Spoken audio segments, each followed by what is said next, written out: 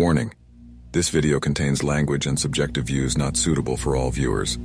Please exit the video if you cannot tolerate a viewpoint different from your own. Thank you and enjoy.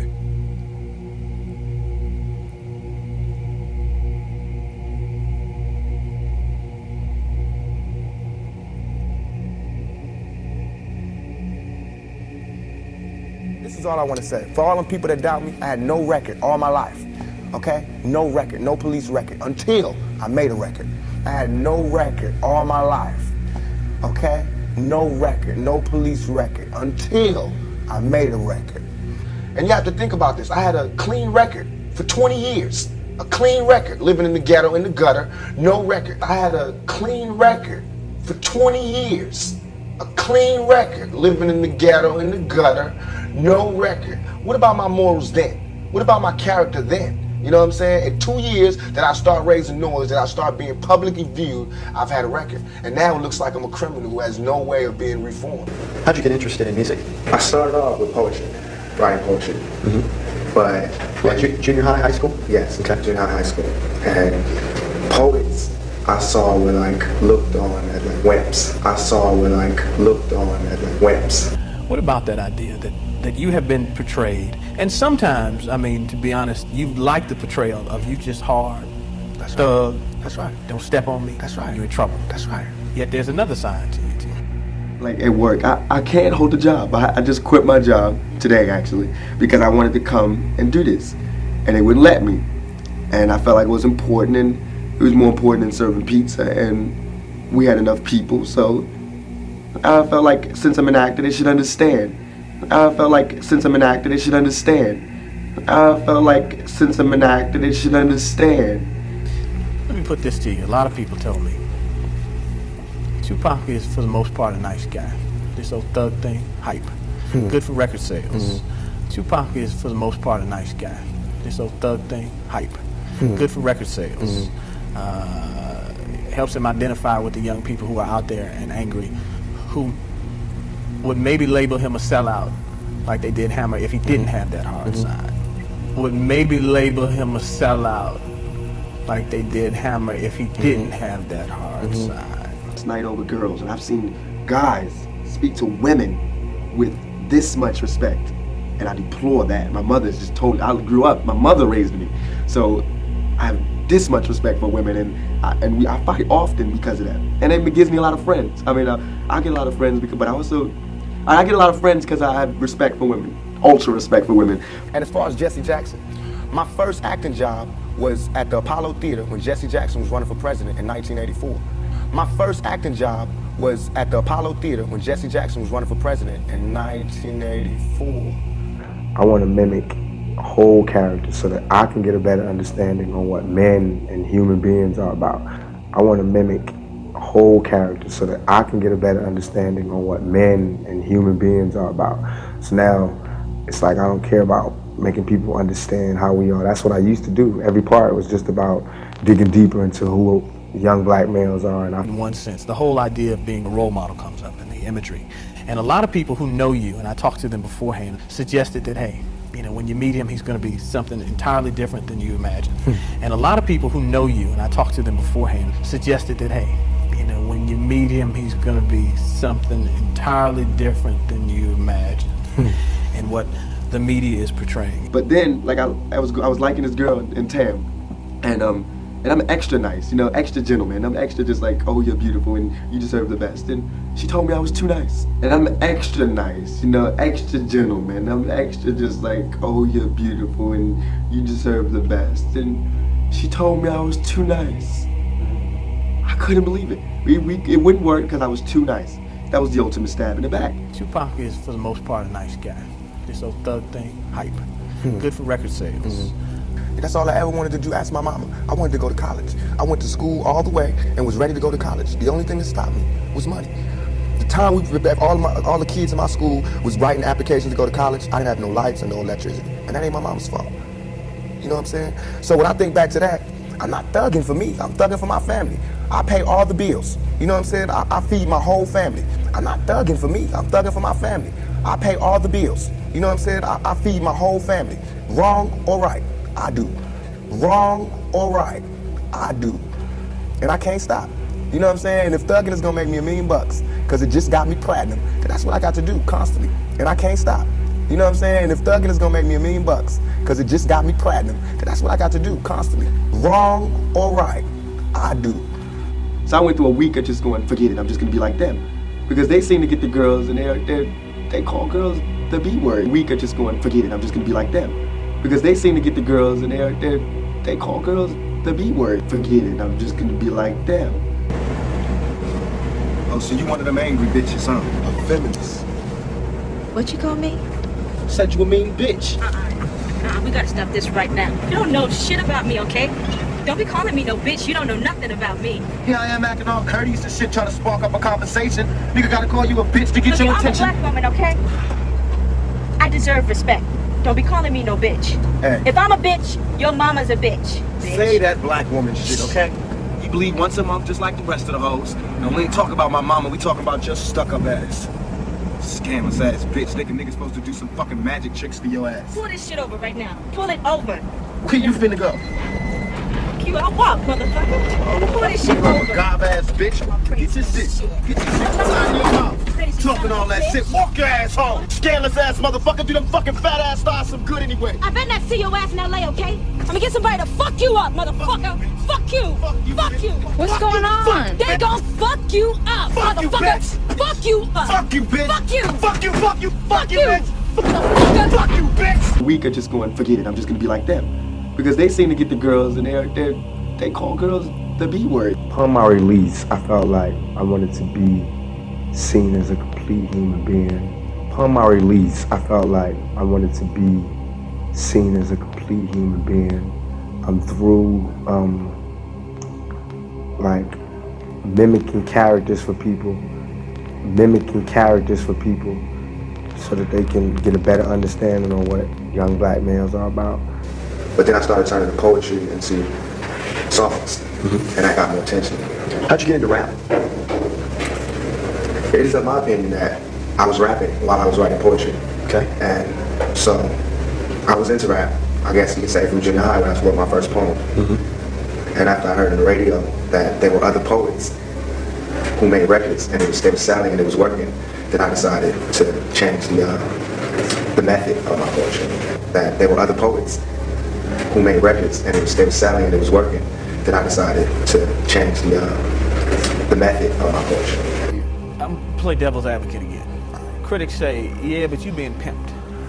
You're being pimped by the record executives who will allow you to do your thug life because it portrays a certain black. You're being pimped by the record executives who will allow you to do your thug life because it portrays a certain black. I mean, you've heard it, that if you were just a singer, you wouldn't have the same record contracts you have. Right. But because you portray the thug life, the gangster rap, they've allowed you to make that money. They've allowed you to push and make you platinum. If you were just a singer, you wouldn't have the same record contracts you have. Right. But because you portray the thug life, the gangster rap, they've allowed you to make that money. They've allowed you to push and make you platinum. I beg to differ. You know what I'm saying? I'm getting pimped. That's true. I'm getting pimped. That's true. Now you were performing, by the time you did your solo album, what people call gangster rap. No. You were not? No. What would you call what you were performing? Rap music. Rap music. Okay. Have you ever performed gangster rap? No. Okay, and why would you say that? Because I don't know, number one, what gangster rap is. Because I don't know, number one, what gangster rap is. Number two, I don't classify what my music is as gangster rap. Have you heard the term? A lot. Okay. Have you heard the term? A lot. Okay. Because I don't know, number one, what gangster rap is. I loved my classes. We were exposed to everything.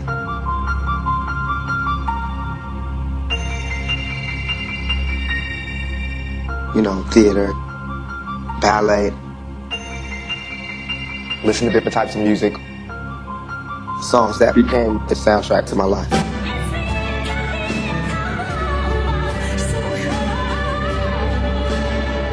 But in my homeboys' high school, it's not like that. They don't have trips to go see this Broadway play, and they don't read things we were reading, and they didn't know what I was talking about when I was like, yo, Shakespeare's dope. They don't have the same experiences that we had. So Then I started thinking, as the art school I went to was mostly for white kids and rich minorities. Then I started thinking, as the art school I went to was mostly for white kids and rich minorities So I started going, damn, man, I would have been a totally different person had I not been exposed to these things. Man, I would have been a totally different person had I not been exposed to these things. You're being pimped by the record executives who will allow you to do your thug life, because if you were just a singer, you wouldn't have the same record contracts you have. Right. But because you portray the thug life, the gangster rap, they've allowed you to make that money. They've allowed you to push and make you platinum. I beg to differ. You know what I'm saying? I'm getting pimped. That's true. I'm getting pimped. That's true. Well, what about, that's another interesting part of your past. Have you ever been incarcerated before? Have I ever been incarcerated? No, not for longer than a day. Longer enough for somebody to take me. You know, the police can arrest anybody they want and put them in jail. But if you stay there, that, you know what I'm saying, I haven't stayed anywhere. I've been arrested a lot and put in the cell, and they come and get me when I call my lawyer. You know what I'm saying? But I'm an innocent type of guy. I'm an innocent type of guy. And as far as Jesse Jackson, my first acting job was at the Apollo Theater when Jesse Jackson was running for president in 1984. My first acting job was at the Apollo Theater when Jesse Jackson was running for president in 1984. Do you think that, after doing this, you want to do more acting? Yes. I like that people come to me and go, you did a good job. You know what I'm saying? When all my career usually it's been, you guys or this or that. You know, I was loving that somebody came and said, Tupac, you were a great actor. You know, you did a great part. So Tupac, you were a great actor. You know, you did a great part. So now I want to, do that even more and do other parts. I want to do better parts. Like I want to Terminator 2 roles, something different so people can really see the diversity. Because even now, I think some people are going, well, wait a minute, that's just him being him. How hard is it to be crazy? Now I want to do something, sane, or I want to be in love or something, so people can see the diversity of what I can do. So people can see the diversity of what I can do. I have no patience for anybody that doubts me. None at all. It's too hard out here. You know what I'm saying? If my people don't stand up for me, who is? I understand these white folks looking at me like that because they don't know me. They didn't hear keep your head up. That ain't no fluke. Keep your head up ain't no goddamn come up. I didn't do that for to be smiling in my face to say, oh, he's cool. I did that from my heart. So that if they do try to put a rape charge on me, my sisters could say he ain't about that. Now, if my sisters can't say that, you won't hear another keep your head up out my mouth. You understand me? Because it's a struggle on young black males today. Just like how a woman would be, you know what I'm saying? Anybody to be pimped. It's like, it's not that you get pimped, it's how long you get pimped. You know what I'm saying? Because if you really look at this situation, it is not I who's being pimped. When you look at them white kids with Raiders hats on, it's the white folks getting pimped. You know what I'm saying? Because I'm making their future. I'm writing down their curriculum. Right now, what I write in my album today, when it comes out in 2 months, that's what white kids is doing. You know what I'm saying? Because I'm making their future. I'm writing down their curriculum. Right now, what I write in my album today, when it comes out in 2 months, that's what white kids is doing. So who really is getting pimped? What I'm writing in my raps is what the white kids is gonna be saying to their mamas and daddies when they come home. Who is getting pimped? You know what I'm saying? I'm a high school dropout. You know what I'm saying? As far as my teacher told me when I was in high school, I ain't gonna be, you know what I'm saying? I just gotta, it's going down. You know what I'm saying? It's going down. Everybody's getting pimped. Whether you work a 9 to 5 or whether you work for yourself, you're getting pimped by somebody. That's not the crime. The crime is how long you allow yourself to get pimped. You have to come up. Everything is a come up. Everything is a struggle. You start from the bottom, work it to the top. You have to come up. Everything is a come up. Everything is a struggle. You start from the bottom, work it to the top. Keep your head up. Ain't no goddamn come up. I didn't do that for to be smiling in my face to say, oh, he's cool. I did that from my heart. You have to come up. Everything is a come up. Everything is a struggle. You start from the bottom, work it to the top. Before Thug Life, when you were with Digital, working as a roadie and as a dancer, was that real? I just read that you used to do dance, the dances with the plastic. Dance with the naked dog. That was me. That's what I mean by I'm real. I'm truly hardcore because I needed the money and I had to work. So if he told me that for me to get paid, I had to go out there in bikini briefs and hop on top of this dog, and that's how I got to get paid. And I was homeless at the time. That's what I had to do. Because I needed the money and I had to work. So if he told me that for me to get paid, I had to go out there in bikini briefs and hop on top of this dog, and that's how I got to get paid. I was homeless at the time. That's what I had to do. First of all, nobody could call me a sellout. I'm not going for that. I'm not even in that. I'm not looking for approval from the black community because we don't give approval. I'm not looking for approval from the black community because we don't give approval. You know, we don't really do nothing but exist. You know, we don't really do nothing but exist. So it's not like black people could tell me you a sellout or you true blue. You know what I'm saying? It's not that. I'm not even caught up in that. It's too hard out here. You know what I'm saying? If my people don't stand up for me, who is? I'm not looking for approval from the black community because we don't give approval. Is your generation the one that is picking up for where the Panthers left off, saying, all right, enough is enough? The generation before us forgot about the fight. We're picking it back up. Not only forgot about the fight, forgot about us. Yes, and we're picking it back up. But at this level, all we're trying to do is unite. And right now, as a year, we got 1 million people that's listening. Now we can tell them something. Now we can try to get them that way, and we might lose some. We might gain some, but we would never even have that audience had we not said what was real.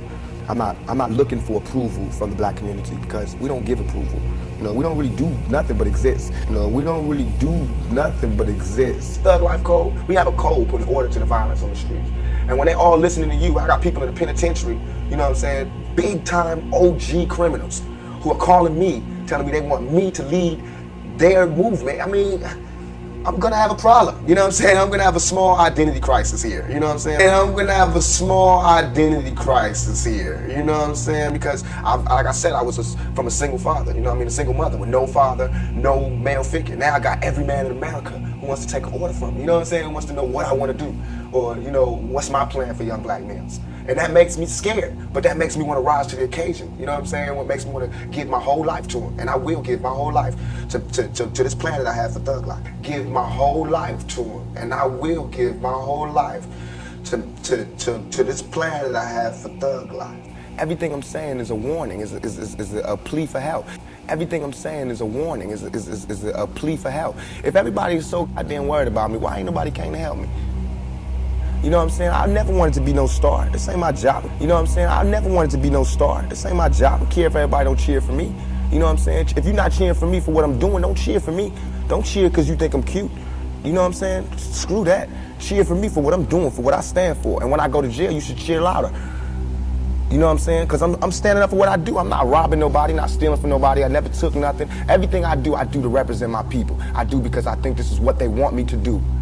Grab my leather jacket, light a cigarette in front of him, smoke, and leave in the middle of a rush.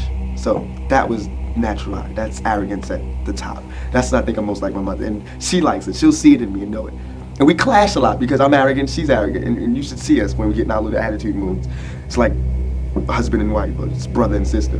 But it's father, mother, it's really father, mother, and son. She's my father and mother. So, yeah, we getting out tips. They should have let me do it, but they didn't. And then I had a cold, so they were making me work in a freezer.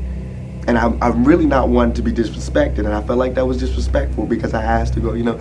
So I quit, and he told me I couldn't quit. And that even made me hyper. I'm arrogant, so when he told me I couldn't quit and we had all these customers, I chose that time to jump on a soapbox.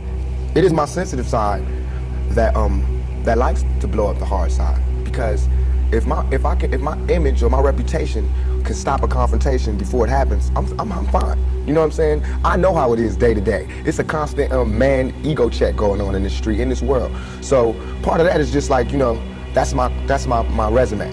But as far as the media, they look at it something different. They don't care about my resume. They don't care about me not getting in trouble. It's just another story, you know, and it's a real story. They don't have to pay for it, and they're gonna milk it for all it's worth. Tupac is one of the most iconic rappers of all time. So iconic that it should be observed and studied by the next generations on what to do and what not to do. There are many lessons to be learned from his life. But I think the biggest lesson that everyone is missing is that Tupac was already an actor before the fame. He has admitted this many times over and over before he had a career. So it's not a stretch to call Tupac an actual actor playing and portraying a role of a thug life gangster. The signs of his behavior and mannerisms before the movie roles were more feminine and passive. The longer he stood in the spotlight, the better the gangster persona developed.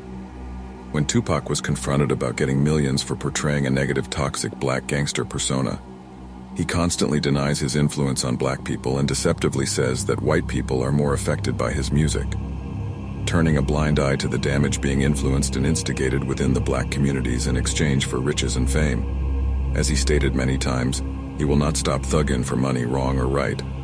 How is Tupac not considered a sellout? Doesn't this qualify as sellout behavior? I'll let you decide.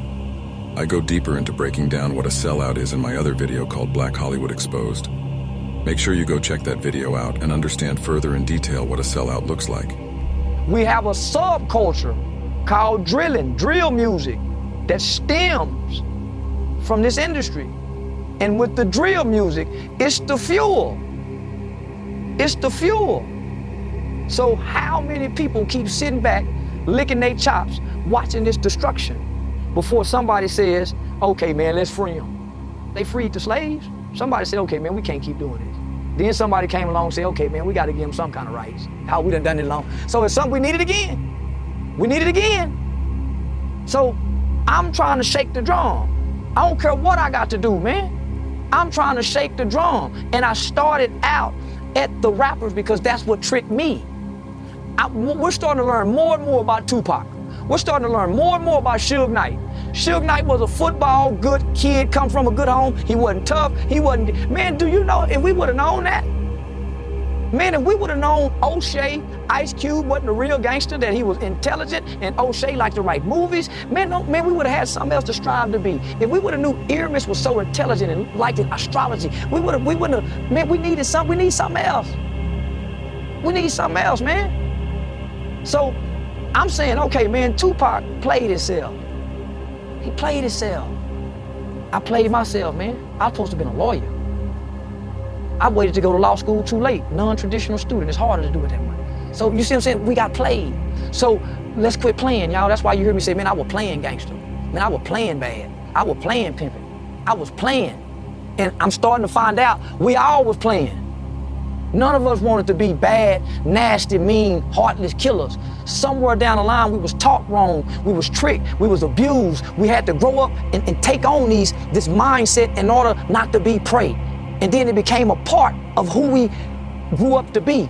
But we fought not to be it, but we didn't know how to change. So I'm starting to see all this now.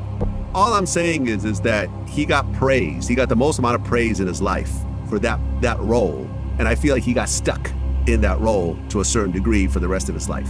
That's what I think. Now listen, I'm sure if me and him talked to you, he'd say I'm full of shit, whatever. From my point of view, that's what it is. I equate that to Tupac. Very much so. Tupac did Juice as Bishop, and I remember even like Biggie was saying when they ran into each other at the Soul Train Awards and guns got drawn and everything else like that, like Biggie was looking at this guy who he used to hang out with, that he was close friends with and everything else like that.